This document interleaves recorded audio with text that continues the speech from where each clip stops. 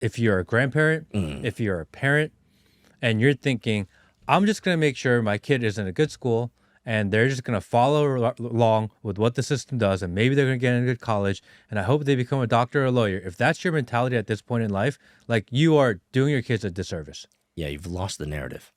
Because that's what they're going to try to do to your kids. That's how they're going to trap your kids. And they will live purely in that system of the 80% that we said, that rely on the system of control, that rely on these social credit scores, that rely on these manufactured foods. This is what you're preparing them for. So let me ask you this. It's two extremes. Would you rather live in abject freedom where you are not living a luxurious life? You don't have access to everything, right? You have to struggle bus it to survive, but you are completely autonomous. You are completely free. Versus all your needs are met. Everything's given to you.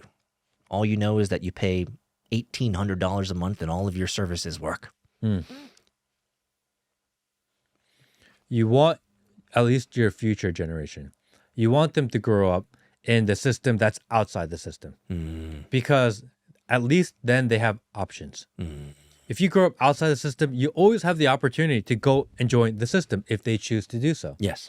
If you grow up in the system, you have no idea what it means to live outside the system. And I think the perfect example of that is that right now in Ivy League schools, they accept a huge percentage of kids that were homeschooled. They do.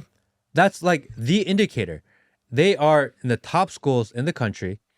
They don't want kids that grew up in their own system because they already know what they have. And what they have in their mind is not original. They don't add value. They're actually very interchangeable and replaceable. Oh, yeah. They're just cogs in the wheel of a machine. They want the kids that had to learn how to think on their own, and they're bringing them in.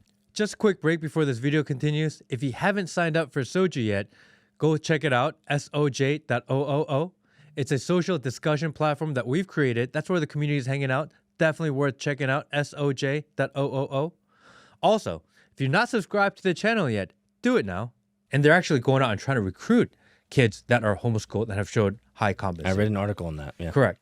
So if we fast forward 20 years and you're growing up in this system of kind of within this blockchain type box, which everyone's going to be, everything's tracked, they're going to want the kids that are grown up and raised outside of that box. That's a true story. Everything you said.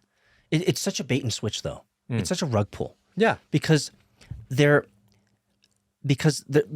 companies, they're institutions. Like you say, it's a school, it's a business at the end of the day. Like it's a business, period, full stop. These businesses want the best and the brightest. Fair. They want those that are going to help increase their notoriety, increase, let's say Harvard, increase their legacy, increase their influence across the world. They want people who are going to be able to do that. The problem is the children and the kids and the students that are growing up in the matrix system are mind-controlled, useless bots. They're workers. They're workers. They might have gotten a 1560 on their SAT, fair enough, but they're not creative individuals. And so it's a rug pull if you think about it, because all these automaton students that are bots that got 1560, 1580 on their SATs are going to Harvard. Harvard doesn't really care about them. Harvard wants the homeschooled ones who are going to make them more money, more notoriety.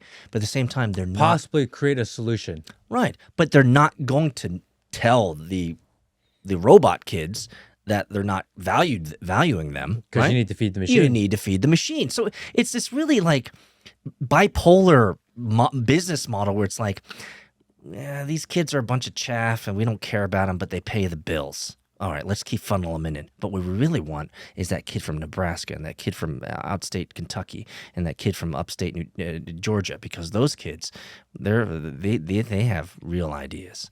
And yeah, so, they want different perspective. They want something that, if you take the kids that grew up in the system, they already know what those ideas are because they've been indoctrinated to the system. they're just parrots. They're going to repeat back, everything they heard. But in order to innovate, because technology is constantly innovating, they need original ideas. Yes. And you can only get that by going outside the system. So if you want to give your child and this is my viewpoint, I don't know if it's true. This is my perspective. If you want to give your child maximum opportunities, like you want them to be outside the system. Oh, yeah, for 100%. You know? 100%. 100%. And I think that's more important today than ever before. No doubt. No doubt. So my kids are in teenage years, so we're starting to have very light, but conversations about college, conversations about higher education. And I'm preparing my children for a stark reality that they don't have to go to higher education if they don't want. I will never force them to. And I think I have enough perspective to be able to say that because I have 3 graduate degrees and my wife has graduate degrees and we've been through that system. So for us to be able to say, we've been there, we know what it is. You don't have to do it, but you have to be a productive member of society. And so the thing that we're focused on with our children as they move into their teenage years and upper teenage years is to enable them and give them options and expose them to the rest of the world. And if I may say, I think one of the best things that opens up your eyes more than any education, travel, man. Travel. I had a conversation with long story short, I had a conversation with a streamer years ago. And this streamer was a little bit rude, not dissimilar to what I experienced previously, but he was a little bit more cordial. But the point of the story is that at one point in that conversation, I simply asked him, hey, man, what countries have you traveled to? And he's like, what does that matter, man? It doesn't matter. I was like, no, it actually does. Like, tell me, I'm curious. Where have you traveled to? He's like, man, Cancun. Something like, yeah, it was, he's never left America was the point. Yeah, and I looked Toronto. and I looked at him and I was like, I respect your opinion, but your opinion is deeply, deeply, deeply shallow. Like, you don't know what the world sees. You don't know how the world acts. You don't know other people groups. So for you to say this is how the world works, or this is how everything it works, you lack perspective, sir. You lack perspective, SAR, right? You need to check into soj.oo, and you need to see and engage with different perspectives, because if you don't, you're going to be in an echo chamber repeating the same stuff over and over and over again. You need to figure out how to expand. And, okay, you said travel. And I agree. Travel, dude. Travel is like the most important. Travel the world. Go to some weird countries. Go see how the other side lives. Like, this is really important. I believe so. I think that my worldview is created only because I've traveled so much. 100%. 100%. But, big exclamation point, bold, but. The SARS would like that. Big but. Big butts. Ooh. If we go into a place in society where they limit your movement and your travel based on your compliance to the system being built, how do you combat that? Well, the short answer is what you just brought up earlier, which is you must begin extracting your children and yourself now so that they have options, so that they can choose to be part of the Borg if they'd like, or they can continue to persevere outside of it, or have some middle ground where they have to integrate with the Borg a little bit to be successful. But the point still remains.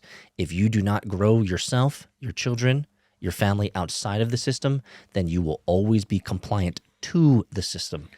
You think there'll ever be a place in American society where they're like, oh, you don't have our federal digital ID and you don't have your social credit score, so we're actually not going to let you get on a plane?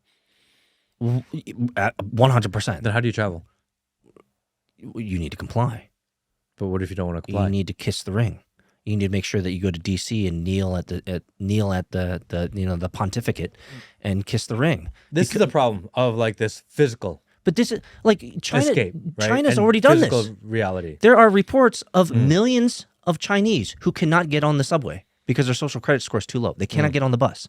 They cannot get access to social services, government services, because their social credit score is too low. Like, this is a reality.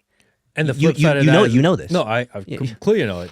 It's controlled. You can't. Everything's censored. You can't move freely.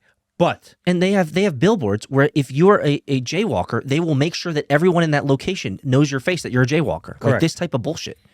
But they live in a cleaner society, a safer society. We've both been to China, yes. They live in a more organized society. It's a more respectful society. It's almost like a respectful, compliant society, yes. And there are people in this country, in the United States, going, I'm willing to make that trade-off. I'm willing to restrict my freedom of speech. I'm willing to give up my ability to move. I'm willing to accept the fact that maybe I can't do everything I want.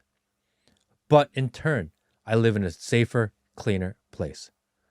Is the trade-off worth it? If you put it like that, because that's going to be a selling point, by the way. That is the selling point in order to get people to comply. You half sold me. Yeah.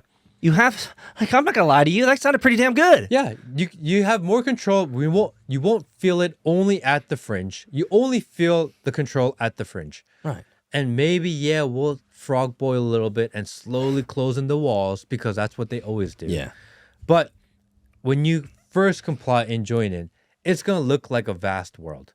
And it's going to be great. And it's going to shrink over time, and you're not even going to feel it. It's going to be algorithmic control, maybe some restriction. Maybe your AI-driven car can only go certain places. Like, why would I want to go where my car can't go anyway? You know, like, that's really inconvenient. You don't feel like they're controlling you. It's just a range problem. Thanks for watching the clip. If you want to see the full episode, click here. If you want to see more clips, click here.